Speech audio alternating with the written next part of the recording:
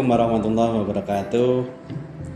Alhamdulillahirabbil alamin wassalatu wassalamu ala asrofil anbiya'i wal mursalin wa ala alihi washabihi ajmain. Bapak Ibu guru PAI, SD dan MI Muhammadiyah seKulon Progo yang kami banggakan. Alhamdulillah pada siang hari ini kita melakukan kegiatan yang sudah direncanakan, yaitu terkait dengan pengabdian ya, dalam bentuk pelatihan pembuatan RPP Merdeka Belajar bagi guru-guru pendidikan agama atau guru PAI yang ada di Kulon Progo. Alhamdulillah yang hadir semuanya bersemangat dan juga mempunyai keinginan yang besar untuk mengetahui tentang bagaimana membuat atau pemahaman awal terkait dengan Merdeka Belajar. Jadi kalau kita tahu bahwa Merdeka Belajar itu adalah sebuah konsep pembelajaran yang dimunculkan untuk mengembangkan dan juga menguatkan sistem pendidikan yang ada di Indonesia. Nah, apa saja yang perlu diperhatikan dalam Merdeka Belajar itu sendiri?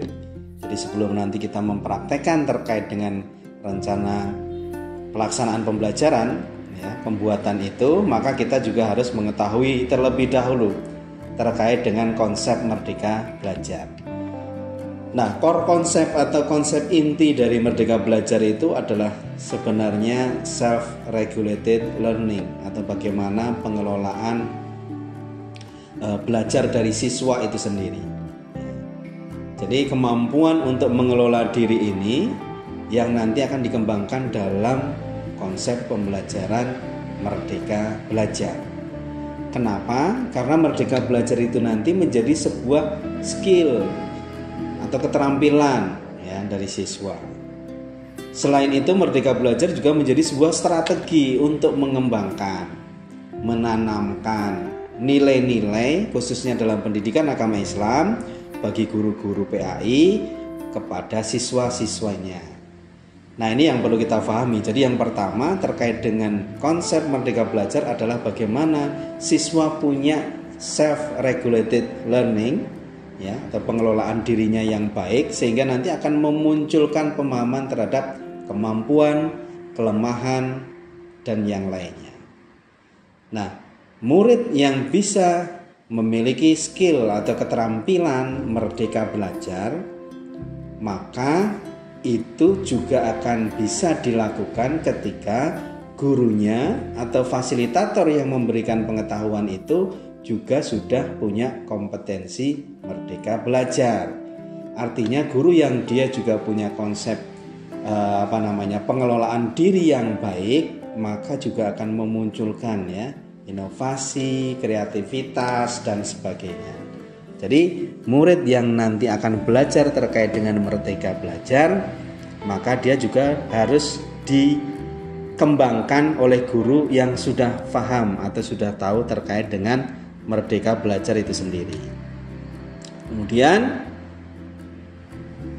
siklus dalam Merdeka Belajar itu secara sederhana ada 3. Bagaimana siswa yang nanti dia punya kemampuan Merdeka Belajar yang tinggi, artinya sudah menyadari keinginannya belajar, minatnya belajar, dan sebagainya, maka dia bisa nanti langsung bisa diarahkan terkait dengan tujuan, strategi, dan refleksi Sementara kalau siswa yang mungkin belum paham, maka memang guru punya kemampuan untuk memahamkan itu.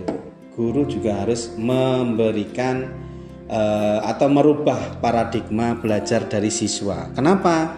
Karena siswa nanti harus bisa belajar secara mandiri, sudah punya kemampuan untuk itu.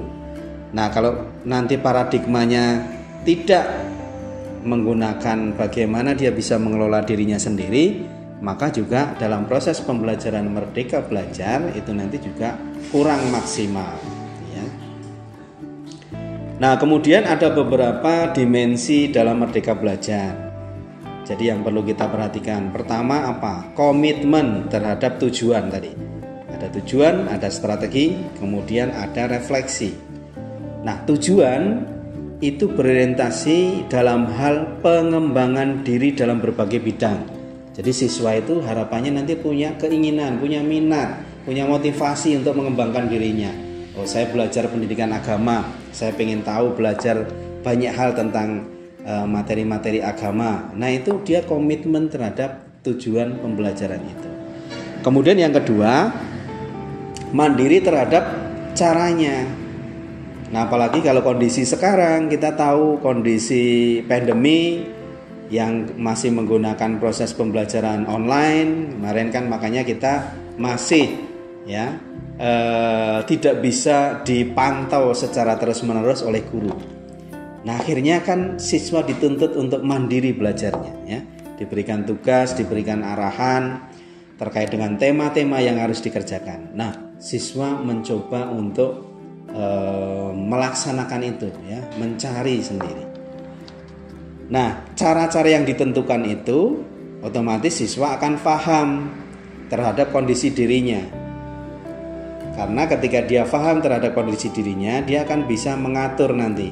Oh, saya model belajarnya misalnya harus mendengarkan dengan musik misalnya, atau harus dengan praktek, ya, tugas, mengerjakan tugas dan sebagainya. Nah, itu yang mengetahui adalah siswa itu sendiri.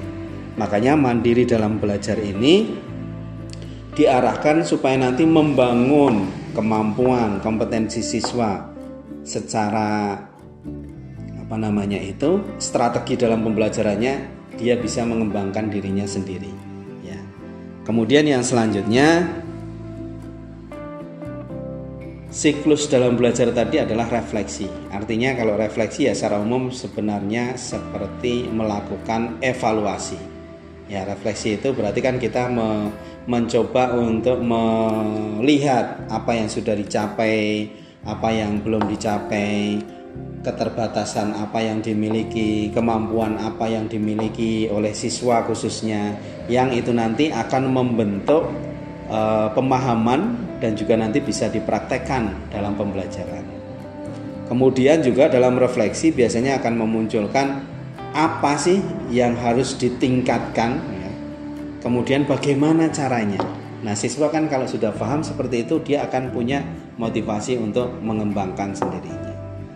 Kemudian juga di sisi lain, refleksi juga akan menilai pencapaian dan kemajuan yang sudah dilakukan.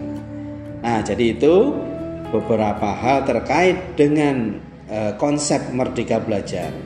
Jadi pada intinya konsep Merdeka Belajar itu nanti dia akan berkaitan dengan siswa yang dia punya kemampuan mengelola dirinya sendiri. Tetapi sebelum itu, ketika siswa diajarkan untuk mengelola dirinya, maka otomatis guru harus mampu mengelola dirinya juga. Nah, salah satunya apa? Membentuk atau membuat perencanaan atau mendesain pembelajaran. Nah, dalam mendesain ini salah satu produk yang harus dibuat adalah RPP. Nah, karena dengan RPP itu nanti dia akan menyampaikan masing-masing terkait dengan tema-tema pembelajaran dalam kelas. Jadi seperti itu intinya, bahwa dengan pembuatan RPP yang baik berdasarkan tadi konsep Merdeka Belajar, maka diharapkan nanti memudahkan guru dalam menyampaikan dan memudahkan siswa dalam memahami dan mempraktekkan. Begitu kira-kira yang dapat kami sampaikan. Terima kasih kepada Bapak Ibu guru, ya, khususnya guru-guru pendidikan agama Islam yang sudah hadir dan juga ikut aktif dalam kegiatan ini. Saya sampaikan terima kasih dan semoga di waktu-waktu berikutnya kita bisa untuk belajar kembali, berdiskusi kembali dan mengembangkan kemampuan kita khususnya dalam pembelajaran berdasarkan Merdeka Belajar. Saya kira itu, terima kasih, kita akhiri. Assalamualaikum warahmatullahi wabarakatuh.